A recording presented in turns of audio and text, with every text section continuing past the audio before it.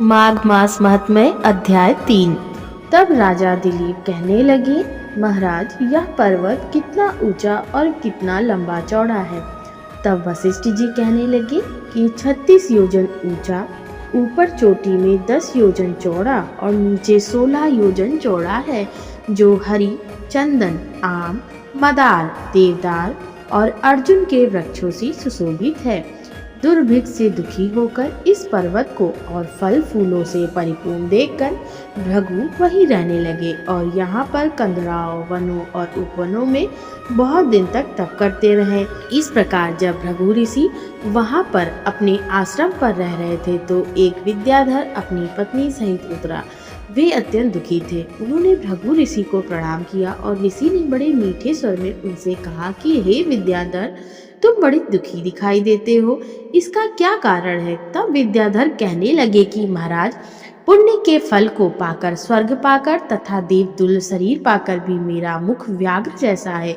मेरे दुख और अशांति का यही कारण है, ना जाने किस पाप का फल है।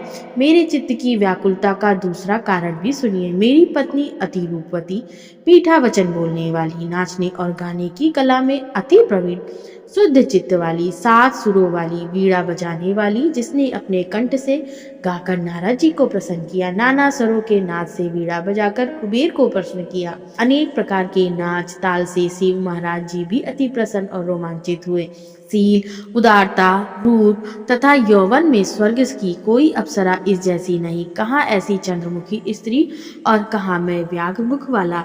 यही चिंता सदैव मेरे हृदय को जलाती है। विद्याधर के ऐसे वचन सुनकर तीनों लोकों की भूत, भविष्य और वर्तमान की बात जानने वाले तथा दिव्य दृष्टि वाले ऋषि कहने लगे कि हे विद्याधर, कर्म के विचित्र फलों को प्राप्त होकर ज्ञानी पुरुष भी मोह को प्राप्त हो जाते। मक्खी का पैर जितना विष भी प्राण लेने वाला हो जाता है।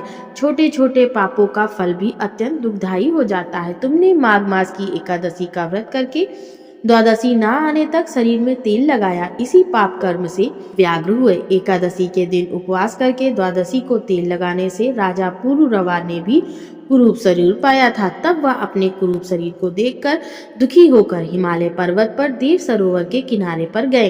प्रीति पूर्वक शुद्ध स्नान कर उस के आसन पर बैठकर भगवान कमल नेत्र, शंख, चक्र, गदा, पद्म के धारण करने वाले पीतांबर पहने, वनमाला धारण किए हुए विष्णु का चिंतन करते राजा पुरुरवा ने 3 मास तक निराहार रहकर भगवान का चिंतन किया।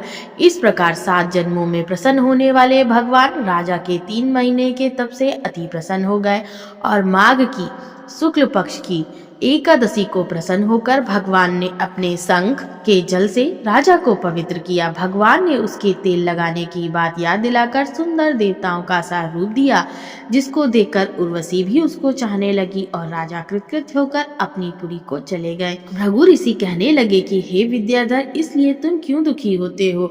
यदि तुम अपना यह राक्षसी रूप छोड़ना चाहते हो तो मेरा कहना मानकर जल्दी ही पापों को नष्ट करने वाली हेमकूट नदी में माघ में स्नान करो, जहाँ पर ऋषि सिद्ध देवता निवास करते। अब मैं इसकी विधि बतलाता हूँ। तुम्हारे भाग्य से माघ मास आज से 5वें दिन ही आने वाला है। पौष शुक्ल एकादशी से इस व्रत को आरंभ करो। भूमि पर सोना, जितेंद्रिय रह के दिन में 3 समय स्नान करके महीना भर निराहार रहो। सब भोगों को त्याग कर तीनों समय भगवान विष्णु का पूजन करो।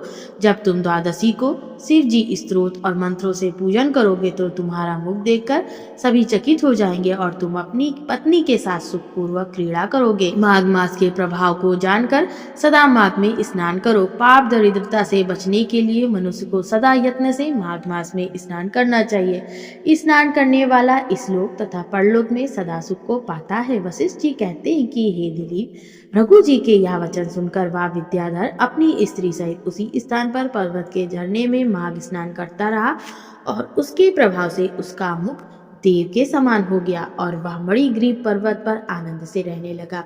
भृगु जी भी नियम की समाप्ति पर शिष्यों